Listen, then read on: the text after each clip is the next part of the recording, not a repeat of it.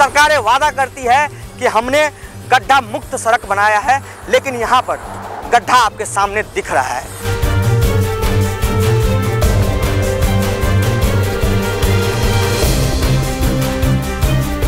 इस रोड पे इस गड्ढे के कारण सैकड़ों एक्सीडेंट हुआ है। कौन जिम्मेदार है इसका? अगर सरकार इसका मेंटेनेंस नहीं करती है, रखरखाव नहीं करती है, तो सरकार का अधिकार नहीं बनता कि इस रोड पे टोल वसूली किया जाए। 40 से 45 किलोमीटर दूर एक टोल प्लाजा है, फिर मैं 30 से 35 किलोमीटर आगे जाऊंगा, यहाँ भी एक टोल प्लाजा है। न तो कोई टोल में छूट है कि रोड खराब है तो आपको टोल नहीं देना है, टोल पूरे वसूली जाती है। दोस्तों नमस्कार, मेरा नाम मनीष सिंह है, आप देख रहे हैं द सोशल स्कोप। मैं जिस जगह खड़ा हूँ ये राष्ट्रीय राजमार्ग NH-27 है। जब ये बना था ये NH-57 के नाम से जाना जाता है। अभी उस समय में इस रोड की लंबाई 310 किलोमीटर थी मात्र, लेकिन जब सरकारें इसको कई और राज्य से जोड़ने की काम की तो इसकी लंबाई 3500 किलोमीटर लगभग हो गया और इसका नाम NH-27 पड़ा, जो नेशनल हाईवे 27 के नाम से जाना जाता है। लेकिन समझने वाली बात यह है कि ये नेशनल हाईवे गुजरात से निकलती है और इधर सिलचर को जाती है। इसकी लंबाई 3500 किलोमीटर लगभग है। वही गुजरात जहां से नरेंद्र मोदी देश के प्रधानमंत्री आते हैं, लेकिन इस रोड की हालत जो बिहार में है वो अन्य राज्य में नहीं है। यही रोड कई राज्य से होते हुए सिलचर को जाती है, लेकिन बिहार में जो इसका स्थिति है दयनीय है। जो मंत्रालय है, रोड सड़क बनाने वाले जो मंत्रालय, जो गडकरी जी मंत्री हैं, इनका कहना है कि देश में कोई ऐसे राष्ट्रीय राजमार्ग नहीं है जिस पे आपको गड्ढा मिलेंगे। नेशनल कैपिटल रीजन के आसपास और राष्ट्रीय राजधानी क्षेत्र दिल्ली को जोड़ने वाली जितने भी सड़कें हैं उसको इस तरीके से बनाया गया है कि अगर आप उस सड़क पे चलेंगे तो आपके शरीर में थोड़ा सा भी कंपन नहीं महसूस होगा। अन्य राज्यों की भी बात कर ले, अन्य राज्यों में भी यही है, लेकिन ये सड़क बिहार की है। ये NH बिहार से गुजरती है और बिहार में ही इसकी हालत जर्जर है। बाकी अन्य राज्य में इसी सड़क से आप जाएंगे, इसी राष्ट्रीय राजमार्ग से जाएंगे तो आपको सही दिखेगा, उस पर आपके शरीर में कंपन नहीं मिलेगा, रोड पे एक्सीडेंट करते हुए बसें गाड़ियां नहीं दिखेगी। लेकिन ये गड्ढा जो है इस पे, ये गड्ढा लगभग 2 साल से है इस पे, लेकिन यहाँ के जो प्रशासन या जो भी है डिपार्टमेंट क्या करती है, इस पे मेंटेनेंस करती है। ये मेंटेनेंस तो हो जाता है, लेकिन अंदाजन जो मेंटेनेंस जो होना चाहिए वो नहीं होता है। होता क्या है कि हाइट जो मेंटेनेंस करने का होता है वो 1.5 इंची, कहीं 1 इंची ऐसे बढ़ा दिया जाता है। सड़क की बात करें तो आपको हर 10 मीटर 15 मीटर पे आपको गड्ढे मिलेंगे, बार बार उस गड्ढे को भरा जाता है, ले वही गड्ढा फिर से गड्ढे में परिवर्तित हो जाता है। क्यों? क्योंकि जो मेंटेनेंस करते हैं लोग, उनको पता नहीं क्या है, कैसे वो मेंटेनेंस करते हैं, वो कैसे इस रोड को बनाते हैं जो बार बार गड्ढा। मेरे पीछे देख रहे होंगे आप, मैंने अभी लगभग 10 से 15 किलोमीटर का यात्रा तय किया हूँ इस हाईवे पे, इस सड़क पे। मुझे 15 किलोमीटर में कम से कम नहीं कुछ तो 50-100 बार ब्रेक लगानी पड़ी है 15 किलोमीटर के भीतर, जहाँ की ना तो कोई गाँव था और ना ही कोई बाजार थी तो बस ये गड्ढा, जहाँ पे हमें नागिन की तरह ऐसे ऐसे स्टीयरिंग मोड़ करके गाड़ियाँ निकालनी पड़ी।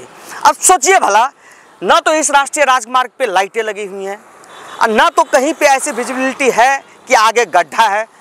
रात को यहाँ से जब गाड़ियाँ गुजरती होगी, कारें गुजरती होगी, बसें गुजरती होगी, क्या हालात होते होंगे उस बस में बैठे पैसेंजर का, क्या हालात होते होंगे उस कार में ड्राइव करते हुए लोगों का, जो गड्ढे में जाने के बाद उसका टायर उछल के कहाँ जाता होगा। 15 किलोमीटर की जो यात्रा मेरा रही है इस हाईवे का, मैंने उसमें छोटे छोटे क्लिप तैयार किया है, मैं इसमें लगाऊंगा और दिखाऊंगा आपको कि इस गड्ढे का जिम्मेदार कौन है।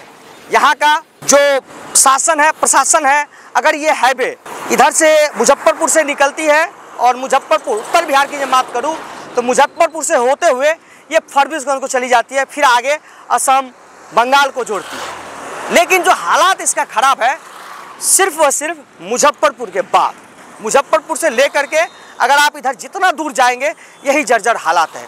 कहीं कहीं पे मेंटेनेंस हुआ है इसका, कहीं कहीं पे सुधार हुई है, लेकिन मेरा मानना है कि जितने भी नेशनल हाईवे है इस पे इस तरह के गड्ढे सरकार कहती है कि हम उसका मेंटेनेंस करते हैं, लेकिन ये किसी के नज़र में क्यों नहीं आता है। ये लोग जो यहाँ पे हैं या यहाँ से जितने भी मंत्री संतरी गुजरते हैं, मैं जिस क्षेत्र में हूँ अभी ये मिथिला क्षेत्र का इलाका है जिसको उत्तर बिहार के नाम से जाना जाता है। और उत्तर बिहार में लगभग,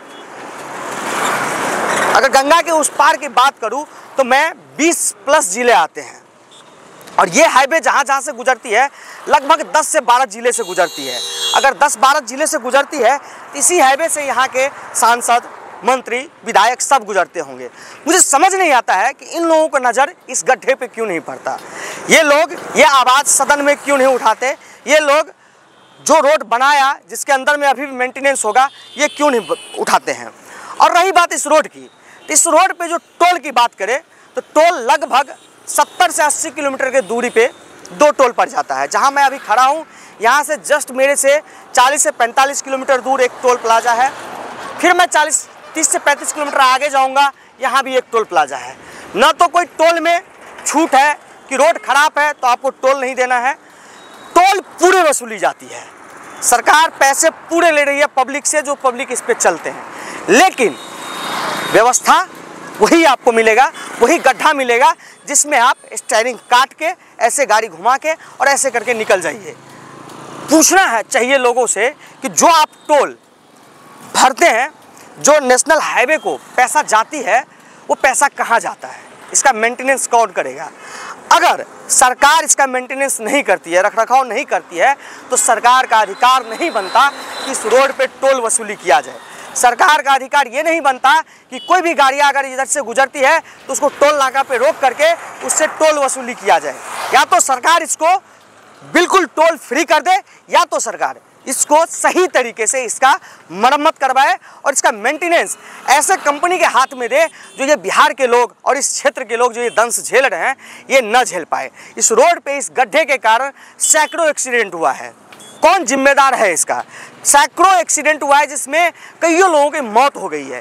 कई बार बसें पलट जाती है, कई बार ट्रकें पलट जाती है, लेकिन किसी भी विधायक, सांसद या क्षेत्रीय नेता का या जिसके क्षेत्र से ये रोड गुजर रही है आवाज़ तक नहीं निकलती है कि लोग समस्या को झेल रहे हैं।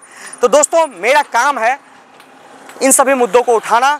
मैं चाहता हूं, मैं कोशिश करता हूं कि मैं अपने दम पे जितना भी हो सके समाज के लिए, यहाँ के लोगों के लिए, लोकल लोगों के लिए आवाज़ बनूं और इस आवाज़ को उन नेताओं तक पहुंचाऊं जो सिर्फ वादे करते हैं और कहते हैं कि हमने वादा किया और करके दिखाया, लेकिन इस हाईवे पे ये गड्ढे इनको दिखाई नहीं देता कि ये गड्ढा क्यों है, इसका मरम्मत कौन करेगा। इस हाईवे पे इनको ये दिखाई नहीं देता जिस हाईवे से लगातार पिछले 15 वर्ष से टोल वसूली की जा रही है, उस हाईवे का हालात ये है। जितना इस हाईवे को बनाने में खर्च नहीं हुई होगी उससे कई गुना पैसे टोल के माध्यम से वसूल लिया गया है, लेकिन फिर भी इस रोड की हालात ऐसी है, जो रोड एक्सीडेंट होता है, रोज लोग झेलते हैं इस गड्ढे को। यहाँ के लोकल लोग हो, चाहे कहीं बाहर से भी लोग आते होंगे, इस हाईवे से गुजरते होंगे। अब सोचिए भला, गुजरात से सिलचर के लिए जो गाड़ियाँ जाती होगी, ओवरलोडेड या लोडेड जो भी कहे, अब पता नहीं इसका क्षमता जो है उसके अनुसार गाड़ियाँ चलती है इस पे या नहीं चलती है, ये तो पेपर पे है। बाकी आप ये गड्ढे देख सकते हैं और इस गड्ढे को देख करके आपका विचार क्या है कि बिहार में सच में यही स्थिति है हर जगह, या सिर्फ और सिर्फ इस नेशनल हाईवे का है। आप इस वीडियो को देखिए और अपना सलाह और सुझाव जरूर कमेंट बॉक्स में बताइएगा। और मैं इस वीडियो के माध्यम से यहाँ के जो जितने भी जिस भी जिला से ये रोड गुजर रहा है, इन सभी जिला के सांसद और विधायक से निवेदन करूंगा कि आप इसी रोड से गुजरते होंगे, इसी से विधानसभा जाते होंगे और इसी से आप दिल्ली के लिए अगर जाते होंगे, पटना या दरभंगा एयरपोर्ट अगर जाते होंगे तो ये गड्ढा आपको दिखता होगा। तो कृपया करके इस गड्ढे से गड्ढा मुक्त सड़क बनाने का काम कीजिए। सरकारें वादा करती है कि हमने गड्ढा मुक्त सड़क बनाया है, लेकिन यहाँ पर गड्ढा आपके सामने दिख रहा है। बिहार में अभी चुनाव है, लेकिन सिर्फ वादे हो रहे हैं, ये कोई दिखाने के लिए तत्पर नहीं है कि इस मुद्दे को दिखाया जाए कि बिहार में चुनाव का मुद्दा ये होना चाहिए। लेकिन यहाँ पे भाई भतीजावाद की मुद्दा होती है, यहाँ पे जातिवाद की मुद्दा होती है। किस पार्टी के लोगों ने किस जाति के लोगों को कितना टिकट दिया है, किस जाति के लोग को वोट देंगे, बस बात यही होती है।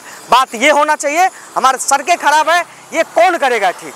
हमारे यहाँ बेरोजगारी है, ये कौन करेगा ठीक। हमारे यहाँ शिक्षा, स्वास्थ्य और सारा लचर है, इसको कौन करेगा? ठीक है, मुद्दा ये होना चाहिए, मुद्दा ये नहीं होना चाहिए कि किस पार्टी ने किस जाति के लोगों को टिकट दिया है। तो दोस्तों, मेरा काम है आवाज़ उठाना और आपका काम है मेरा साथ देना। इस वीडियो को ज़्यादा से ज़्यादा शेयर कीजिए और उन लोगों तक पहुंचाने का काम कीजिए जिनका जिम्मेदारी है यह सब देखने का और यह सब करने का। बहुत बहुत धन्यवाद।